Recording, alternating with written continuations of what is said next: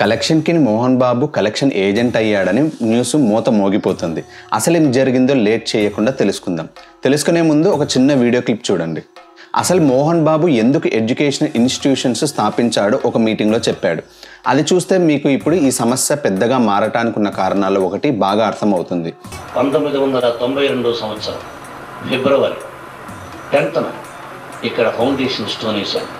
ఇండియాలో ఎవరూ చేయని విధంగా కుల మతాలకు తావు లేకుండా caste irrespective their caste and community మంచి మార్కులు వచ్చిన వ్యక్తికి 25% ఫ్రీ ఎడ్యుకేషన్ ఇవ్వాలనే ఉద్దేశం కలిగింది. ఇది కూడా ఆలోచించి ఇవన్నీ చేసి స్కూల్ పెట్టాము. నేను మంచి విద్యను ప్రసాదించాలి. శ్రీ విద్యానికేతన్ రెసిడెన్షియల్ స్కూల్లో చదివినటువంటి ప్రతి విద్యార్థులు బాలబాలికలు దేశంలో ఆంధ్రదేశంలోనే కాదు ఇండియాలోనే ప్రపంచంలోనే చాలా గొప్పవాళ్ళు కావాలనే ఉద్దేశంతో ఈ స్కూల్ పెట్టాను. మోహన్ బాబుకు తిరుపతిలో ఎడ్యుకేషనల్ ఇన్స్టిట్యూషన్స్ ఉన్నాయి. అవన్నీ కలిపి యూనివర్సిటీగా మార్చారు. దానికి ఆంధ్రప్రదేశ్ గవర్నమెంట్ కూడా గుర్తింపించింది. So university AP state higher education regulatory rules ప్రకారం పనిచేయాలి. కానీ రూల్స్ను పక్కన పెట్టి మోహన్ బాబు యూనివర్సిటీ నడుచుకుందని స్టేట్ ఎడ్యుకేషన్ రెగ్యులేటరీ యూనివర్సిటీని మూసేయాలని, అంటే గుర్తింపు రద్దు చేయాలని గవర్నమెంట్కు సిఫార్సు చేసింది. అసలు మోహన్ బాబుకు ఎడ్యుకేషన్ అంటే ఎంత గౌరవమో చాలా సందర్భాల్లో చెప్పారు. అలాగే కుల మతాలకు అతీతంగా విద్యను అందిస్తున్నాను అని కూడా చెప్పారు. అలాగే పేద విద్యార్థులకు 25% ఫ్రీ ఎడ్యుకేషన్ ఇస్తామని కూడా చెప్పారు మోహన్ బాబు. అలాంటిది ఇప్పుడు ఏకంగా యూనివర్సిటీ మూసేయాలని గవర్నమెంట్కు సిఫార్సు చేయడానికి మెయిన్ రీజన్ ఏంటంటే మోహన్ బాబు యూనివర్సిటీలో విద్యార్థుల తల్లిదండ్రుల నుంచి ఎక్కువ ఫీజులు వసూలు చేసింది అని ఇప్పుడు వివాదం. ఈ కంప్లైంట్ మంచు మనోజో లేక గిట్టని వారో ఇచ్చారు అనుకోకండి. ఈ కంప్లైంట్ పేరెంట్స్ అసోసియేషన్ వాళ్ళు ఇచ్చారు.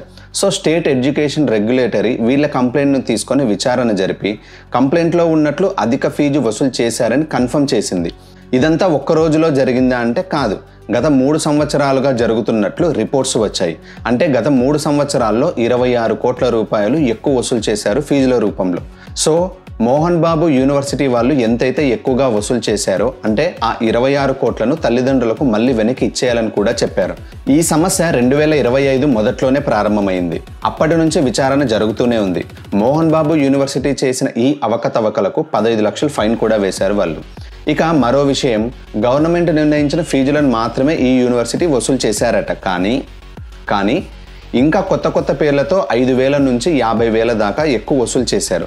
అంటే రెగ్యులర్ ఫీజులు కాకుండా ఉదాహరణకు స్కిల్ డెవలప్మెంట్ అనే పేరుతో ఒక ఫీజు, జాబ్ ఫౌండేషన్ పేరుతో ఇంకో ఫీజు, ఇలా విద్యార్థులకు కొత్త కోర్సులను అందిస్తూ వారి భవిష్యత్తు కోసం అని చెప్పి స్పెషల్ ఫీజులను వసూలు చేశారు. ఇదే కాదు, విద్యార్థుల అటెండెన్స్ను చూపించి బెదిరించి ఫీజులు వసూలు చేస్తున్నారని కూడా కమిషన్ చెప్పింది. అంటే ఎక్కువ ఫీజులు వసూలు చేయడానికి ఈ అటెండెన్స్ను ఒక సాకుగా చూపించుకున్నారు. ఇందాక చెప్పినట్లు రకరకాల పేర్లతో కోర్సులు పెట్టి ఫీజులు వసూలు చేస్తున్నారు కదా, ఆ కోర్సులను పర్యవేక్షించే గవర్నమెంట్ సంస్థలు ఉంటాయి. ఇవి ఇండియా లెవెల్లో పనిచేస్తాయి. వీటికి కూడా మోహన్ బాబు యూనివర్సిటీపై చర్యలు తీసుకోవాలని సూచనలు చేసింది.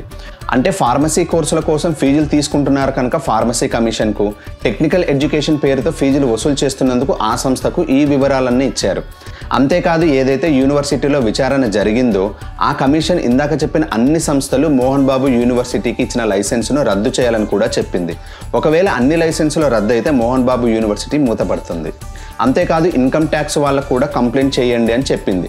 ఇప్పటి వరకు చెప్పిన విషయాలు AP state higher education regulatory monitoring commission వెబ్సైట్లో ఉన్నాయి, కావాలనుకుంటే చూడొచ్చు.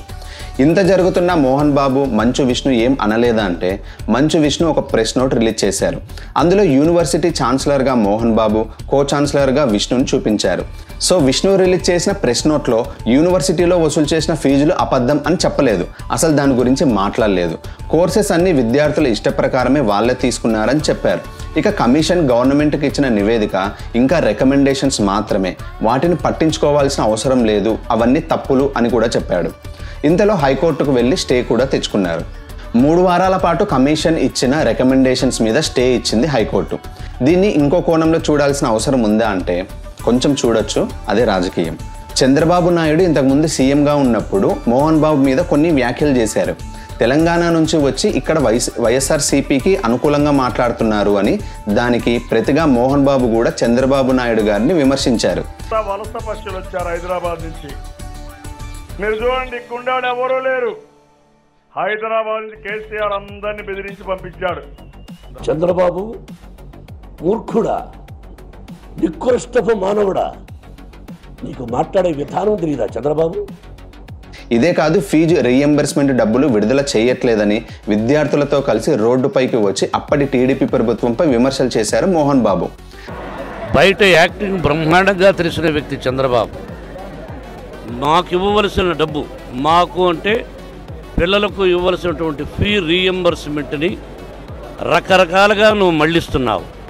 అదేవిధంగా ఆంధ్రప్రదేశ్ డిప్యూటీ సీఎం పవన్ కళ్యాణ్కు మోహన్ బాబుకు మధ్య మంచి రిలేషన్ అయితే లేదు. ఇది అందరికీ తెలిసిన విషయమే. ఇవన్నీ కొంత పాతవే, కానీ రాజకీయం కదా. ఇప్పటి వివాదంలో రాజకీయ రివెంజ్ ఉన్నట్లుగా పెద్దగా అనిపించడం లేదు.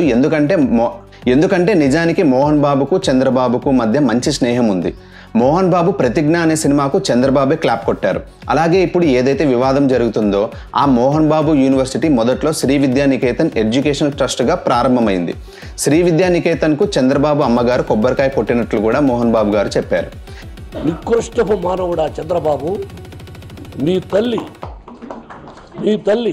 నా తల్లి, మీ అమ్మంటే మా అమ్మ. ఆవిడ పిలిపించి స్కూల్లో ఫస్ట్ కొబ్బరికాయ కొట్టించాను నా నించుడా.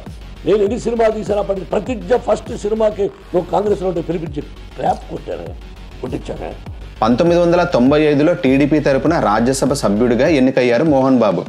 మోదీ ప్రధానిగా గెలిచిన తర్వాత కూడా ఫ్యామిలీ అంతా మోదీని కలిసి ఫొటోస్ దిగారు. 2022లో ఒకసారి చంద్రబాబు మోహన్ బాబు ఇద్దరూ కలిసి దాదాపు 3 గంటలు మాట్లాడుకున్నారు. అంతేకాదు 2024 సెప్టెంబర్లో సీఎం చంద్రబాబును కలిసి ఏపీ రిలీఫ్ ఫండ్ కోసం 25 లక్షల చెక్ కూడా ఇచ్చారు మోహన్ బాబు. సో ఇందులో రివెంజ్ ఏమీ లేకపోవచ్చు. అలాగే ఇందాక చెప్పినట్లు మోహన్ బాబు చంద్రబాబు నాయుడుకు మధ్య మంచి స్నేహం ఉంది. ఈ స్నేహం ఇప్పుడు మోహన్ బాబు యూనివర్సిటీపై వచ్చిన ఈ వివాదం నుంచి బయట పడేస్తుందా లేదా అనేది కూడా చూడాలి. సో త్వరలో దీని మీద ప్రభుత్వం ఏం చర్యలు తీసుకుంటుంది, హైకోర్టులో ఎవరి వాదనలు ఎలా ఉంటాయి అనేది చూద్దాం. మరో వీడియోతో మళ్ళీ మిమ్మల్ని కలుస్తాను. జై హింద్.